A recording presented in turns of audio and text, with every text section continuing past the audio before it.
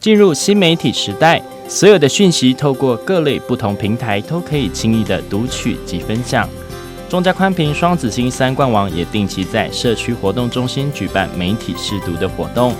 透过专业讲师的宣导，提醒长辈们能够有正确的媒体识读能力，避免受骗上当。今天非常谢谢我们3冠网双子星有线电视到我们东光社区来，为我们长辈里面讲解有关媒体识读的部分。那因为这个内容呢，会跟长辈讨论到有关手机赖呀，或是什么各方媒体新闻的真真假假，让我们去辨识，也防止他们会受骗上当。那还有一些其他的一些有关小细节的部分。另外还会提醒长辈，手机的使用不能过久，以免伤害到眼睛。所以非常谢谢我们3冠网跟双子星。7号的上午，来到东光里的社区活动中心，来向社区的长辈们分享正确的媒体识读观念。讲师运用较接地气的方式来与长辈们做互动式的课程，透过这样的方式，也带动长辈们热情的参与课程内容。另外，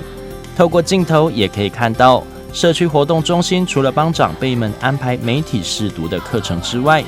也邀请到新楼医院的社区健康中心副主任温小杰，来带着长辈们一起做简单的身体律动，让长辈们除了学习课程之外，也能活动筋骨。现在网络资讯很发达，所以很多长者都会在网络上面呢，都可以自行搜寻到很多的新闻。那其实在，很多长者也在家里啊，都会就没事就看新闻啊，看会很多一些都搞不懂真正的一些什么是真的，什么是假的这样子。那所以其实我们今天跟我们的双子星3冠网合办这个媒体识读的，主要也是要希望能够让长者可以了解什么是真新闻，什么是假新闻。那在课程中，讲师也会提出来很多一些范例来那让长者可以更了解说，我们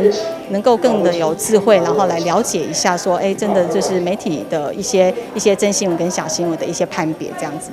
中嘉宽屏透过定期的举办媒体识读的课程，希望透过专业讲师亲自走访不同的社区，来帮助民众在这个资讯爆炸的时代里，学习到更多正确辨别媒体讯息的能力。